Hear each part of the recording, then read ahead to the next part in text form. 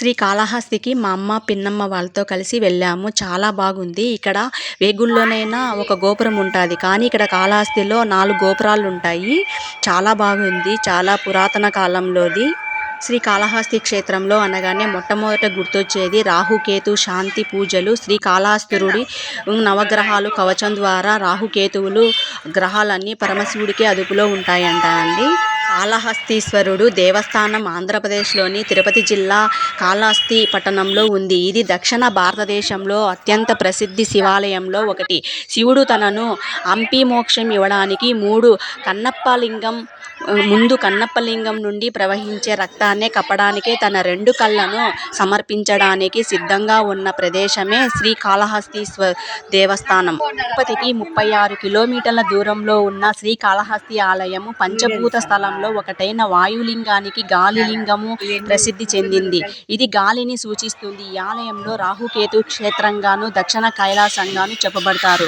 5వ శతాబ్దంలో నిర్మించబడిన రాజుల చోళుల విజయనగర రాజ్యంలో నిర్మించారు. ఈ కాళహస్తి గర్భగుడిలో కొలువై ఉన్న శివలింగానికి ఎన్నో ప్రత్యేకతలు ఉన్నాయి. ఆలయ గర్భగుడిలో ఉండే అన్ని దీపాలే నిశ్చలంగా ఉన్న శివలింగము ఎదురుగా ఉండే అఖండ జ్యోతి మాత్రం ఎప్పుడూ రెపరెపలాడుతూ ఉంటుంది. కాళహస్తి ఎందుకు వచ్చిందంటే దీన్ని చిన్న కథ ఉంది.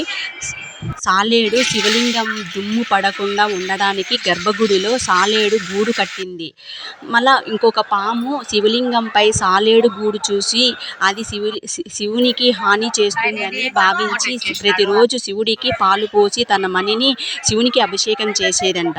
అలా కూడా మళ్ళా ఒక ఏనుగు వచ్చి ప్రతిరోజు సర్వముఖి నది నుండి నీటిని తెచ్చి శివునికి అభిషేకం చేసేది. అదొక ముక్తి కోసం ఒక్కొక్క సందర్భంలో సాలేడు పాము ఏనుగులు ఒకదానికొకటి తెలియకుండా పూజ చేసుకుంటూ ఉన్నారు.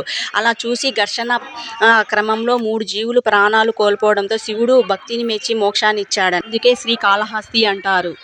లేడు కాళ అంటే పాము, హస్తి అంటే ఏనుగు అంట. సాధారణంగా భక్తుడు ఎప్పుడు భగవంతుని పాదాల చెంతకే ఉంటాడు. కానీ ఇక్కడ శ్రీకాళహస్తిలో ఇది భిన్నంగా కనిపిస్తుంది. పరమేశ్వరుడు పరమ భక్తుడైన కన్నప్పను కొండపై దేవాలయం ఉంటే శ్రీకాళహస్తి పాదాల కింద ఆలయం ఉంటుంది. అందుకే పరమేశ్వరుడికి భక్త వల్లభుడు అని కూడా పిలుస్తారు. మహాశివరాత్రి రోజున ఇక్కడ జరిగే మహోత్సవాలు, తొలి పూజలు కొండపైనే ఉన్న కన్నప్ప ఆలయం పూజలు చేస్తారంట.